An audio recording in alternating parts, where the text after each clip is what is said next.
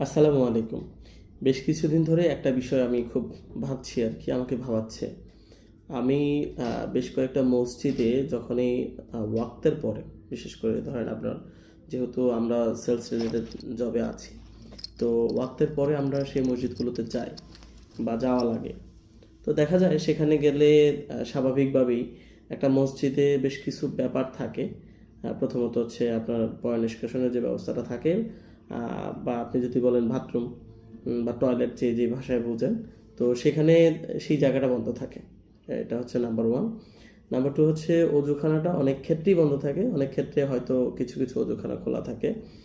কিন্তু সবচেয়ে ভয়ানক বা যেই বিষয়টা আমাকে ভাবিয়ে তুলছে বা আমাকে ভাবায়, সেই বিষয়টা হচ্ছে ওই মসজিদে নামাজের সময়টাতে, পরে যেই সময়টা আপনি যেখানে গিয়ে নামাজ পড়বেন, যেই সময়টাতে ওয়াক্তের পরে গিয়েও নামাজ, অর্থাৎ ওয়াক্ত আছে, বাট ইমাম সাহেবের নামাজের যেই নির্ধারিত সময়, এরপরে যে আপনি গিয়ে নামাজ পড়বেন, সেই সুযোগটুকু মসজিদে থাকে না। তো আসলে মসজিদটাকে আধুনিক করা হয়েছে বা আধুনিক ভাবে মানুষের কাছে নিয়ে আসা হয়েছে, আরাম নিয়ে আসা হয়েছে।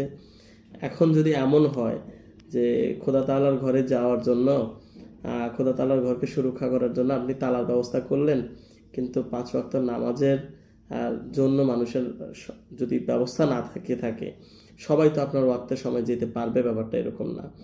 আর আপনি এটাকে তালাবদ্ধ করাটাই যদি হয় সিকিউর, তা আমি বলবো যে আসলে আপনি মানসিকভাবে এখনো নিজের জায়গা থেকে নিজে বের হতে পারেন নাই। তো আমার জায়গা থেকে আমি মনে করি এটা একটা ভুল চিন্তাভাবনা আমার কাছে মনে হচ্ছে। কারণ কর্মজীবী মানুষ বা শ্রমজীবী মানুষের জন্য, আমার জন্য মসজিদ খোলা নেই, তাতে আমার কোনো আফসোস থাকার কথা ছিল না।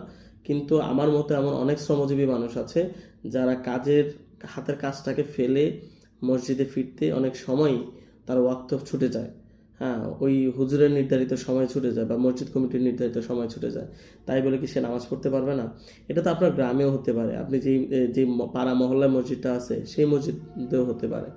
তো সুতরাং আমার জায়গা থেকে একটা দাওয়াত রইল যে আমরা মসজিদটাকে মানুষের জন্য উন্মুক্ত রাখার ব্যবস্থা করি। প্রয়োজনে 2টা পদক্ষেপ নিতে পারি। একটা হচ্ছে, যদি মসজিদে একান্তই মসজিদের মেশিনারি, মাইকপত্র, যারা আপনারা হয়তো অনেকেই বলবেন যে পাখা টাকা চুরি হয়ে যেতে পারে, তা আমি বলবো যে বারান্দায় আপনি খোলা ব্যবস্থা রাখেন।